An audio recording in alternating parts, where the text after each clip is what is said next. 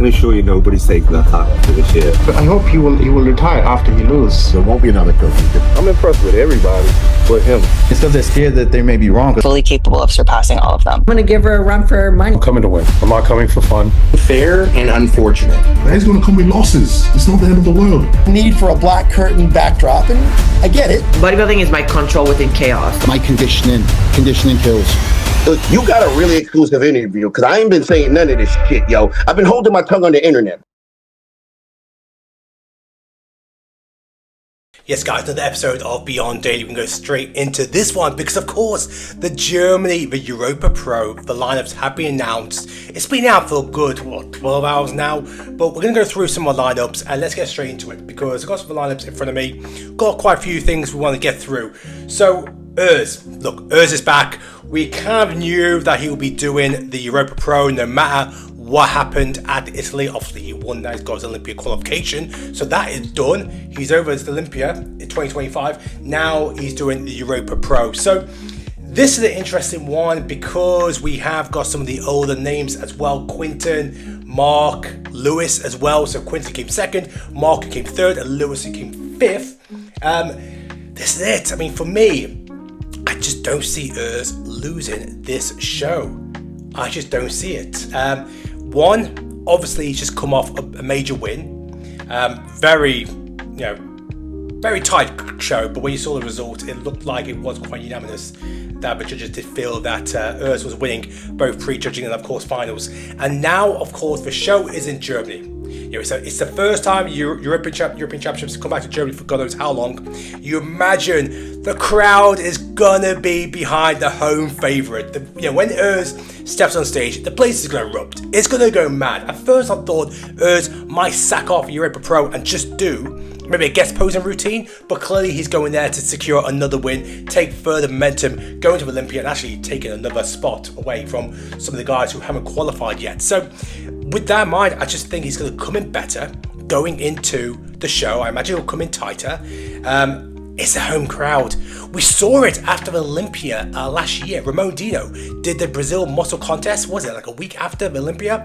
And now Darwin did that show as well. And you know what? I actually felt Niall had the beating of Ramon at that show, but it was a strong Brazil crowd. It's very hard to topple the favourite. And I'm not saying that usually, that is a deciding factor, but I guess when it's so close between first and second or first, second, third, so of course, Urs and Quinton, both in first, second.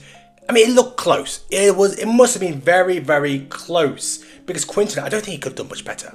I mean, I did say I thought his condition could be tight, but that was going off the videos I posted, and I've seen some new pictures and some better footage. And you know what? I'm looking at Quinton. I'm just thinking, I don't know what else he can do to come in better because I thought he looked flawless. The condition was on, like the shape, the symmetry. I mean, the eyes all looked towards him. I mean, really, if you look at, like, let's say the top five, Urs, Quinton, Marc, Sergio, Lewis. If you had to say which one of those five has the best opportunity to one day become Mr. Olympia, I would say your money would be on Quinton. I mean, yes, there's elements that Quinton resembles of Samson Dowder, but I do look at Quinton thinking he has the greatest potential to go and become a Mr. Olympia in the future. But given that, the fact that he's got to go to Germany, he's got to go into the lion's den, Urs Helsinki territory, to beat Urs, I just don't know. I don't think we might not see Quinton at Olympia. I would love to see him at Olympia. I mean, when I had an interview with him, in an ideal world, I would have Quinton and Marc both at Olympia. I mean, in an ideal world, I would have Quinton, Marc, and Lewis. But Quinton had the best opportunity. He came second in Texas, third in Tampa, and of course, he came second in Germany. The structure, the muscle, the fullness. I mean, he's just got everything.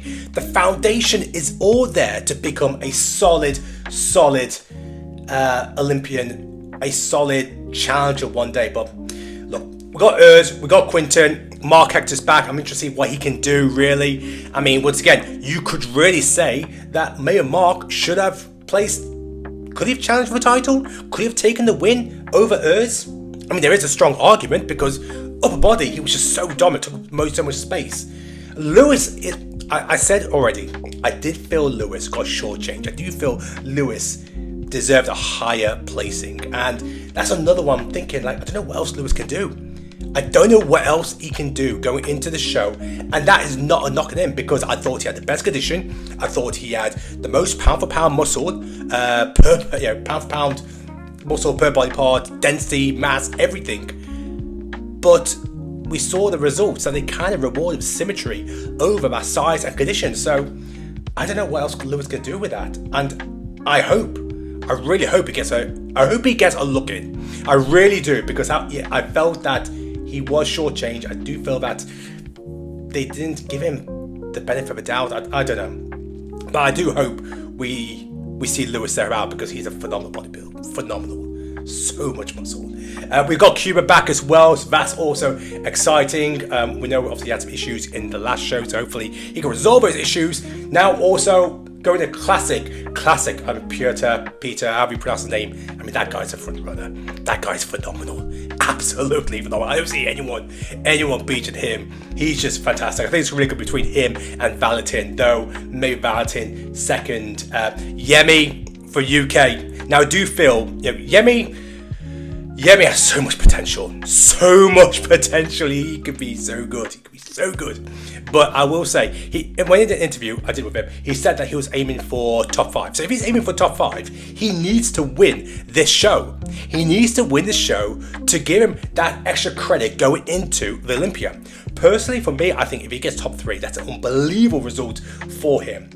Because I personally think that top 15 is doable for him at the Olympia. Of course, he's shooting higher, and why not? I mean, he's confident, he looks phenomenal, so he should shoot higher, and nobody should ever knock that confidence. Nobody should ever call him that cocky. He's just confident in his own ability.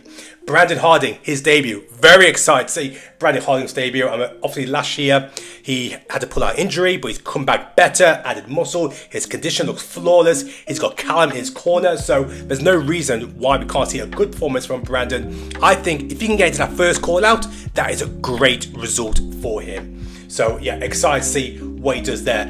In men's physique, we've got Adeyemi, who's already Olympia qualified. So excited to see how he does, because he didn't get the result he wanted in Dubai. Dwayne, who got his pro status in Romania, came 4th in his pro debut at the same show.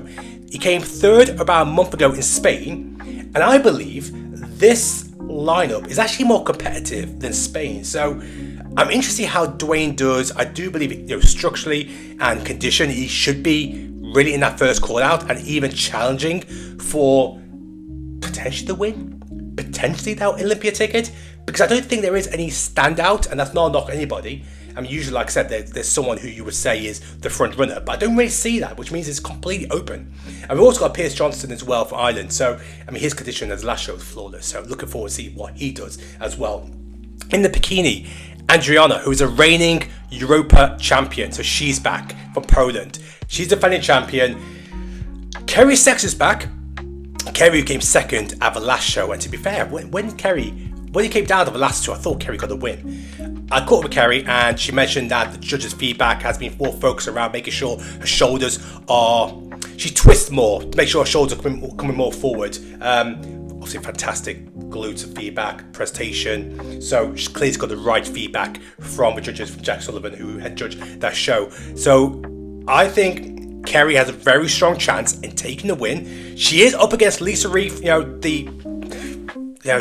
hometown girl. It's her home country. She's got 2 pro wins so far this year, including 1 in the UK. So once again, Kerry's going to need to go in Lion's Den and rip away the first place win away from Lisa and Adriana, who I would say are probably joint favourites. Wellness, we've got, Pamela, who won the last show, she's back, and Chelsey, who will be going into its second pro show after making a debut in Italy. So I did feel Chelsey didn't get a good proper look, which means she was in the second call out in Italy, and I did feel she was at the far end. But in that second call out, if you see the full lineup, she had the most condition. She was the most condition in that lineup. So very, very surprised she didn't get a chance to move more in. So we'll see what happens there.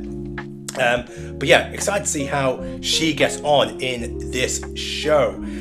Also, we've got Izzy Fagan in the fitness division. What's interesting about this one is last year she won her pro status at the Europa, which took place in the UK. So she's making her pro, I think it's her pro debut.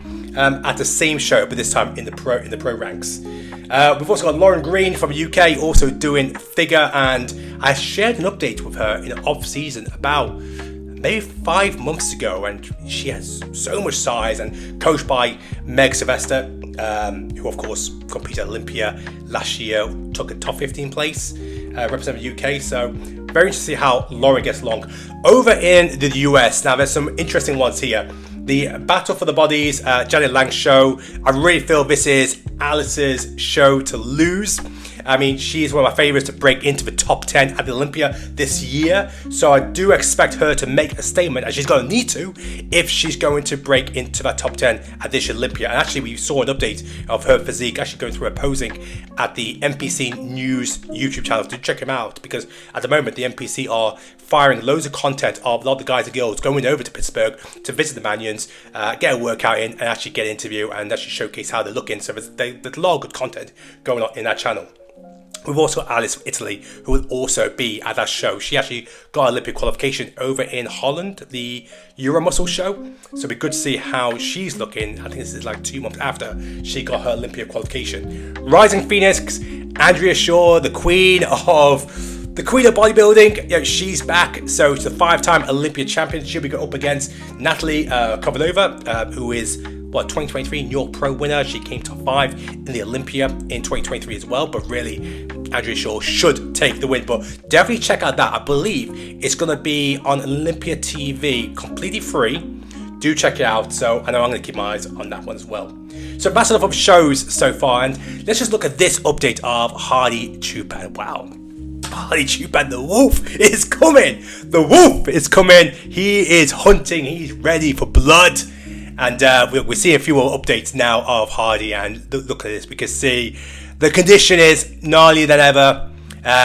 Obviously, we know that he is coming to the US. He'll be going to Texas very soon from Dubai, and then, of course, make his way to Las Vegas. I'm assuming as well, it's not like public knowledge, but you just got to do the maths. Hadi Rambad is still in his corner. We doubt we'll see him in his corner at the Olympia. As much as we'd love that, that'll probably give me the Chris Eubank and Chris Eubank Sr. vibes from his recent fight against Conor Benn. But yeah, Hadi is looking absolutely immense. I hope he gets more updates on how he's doing leading into Olympia. This update as well of Maria Acosta, 7th in the world last year at the Olympia, and she did this update at the NPC News YouTube channel, was over at Pittsburgh. So yeah, actually it's looking phenomenal. 7th place. I tell you what, that is going to be so competitive. I mean, in the bikini, I think it really is between Laura Lee and Ashley, and then when you look outside of who can break into 3rd to even 10th, you're looking at maybe 15 competitors. So as much as we hope that Marie can go up a place, she's got to look behind it, because there's going to be a lot of girls who want to try and take her place, and maybe she might even move backwards. But really, I think she's definitely one of the standout girls to potentially push for top 5 placing. And to be fair, coming 7th last year, she really should be aiming for that. I mean, won't be surprised if she does. Future of the Olympia, guys. I dropped this post earlier today. In the comments, I want to hear you guys talk about this one. I've dropped this one. We see Keon's already made the announcement he'll be moving to the Open for one show only in Prague. And I've also got Mike Summerfield on here, Ramon Dino, Nihat, and we've also got Urs, who's already competing in the Open division. I did this post because I'm thinking 2028, how different could the Open division look? I mean, we imagine by then Keon will be the Open division. Nihat is still young, but could he really outgrow the 212 division very quickly? Look at his frame. There's so much potential for the guy to go into the Open, and you imagine he will one day, 3 years time, 28, that could be the right time. Mike Summerfield, I mean, surely he's destined to step on the Open show, Open division one day. And Ramon Dino, I mean, Ramon has already said he will move it Open. He's already seen the success of Urs and Chris Bumstead. You would imagine that is not far away. So I'm going to put good money that we do see Ramon in the Open. But this is a potential vibe we could see in the Open. And looking at the structure, look at the shape, look at how aesthetic they are. We could be looking at a new direction they go for the Open division. We saw it already in Italy. They went for the symmetry, the shape, the flowing physique of Urs. I mean, yes, he had great condition, but realistically, pound for pound, I mean, Quinton had more muscle. I believe Marc Hector, definitely Lewis Breed, but they went for Urs. Is that a indication of the direction they want to go? So guys, that's a wrap for this episode. Let me know in the comments below what you guys think of the recent lineup in for Germany and the US, and also this one, the last bit I just covered, and that was the Open division. Who do you see from Classic or 212 making a jump in the next year or two, and how different could that 28-28 lineup be to the current lineup we're seeing in 2025?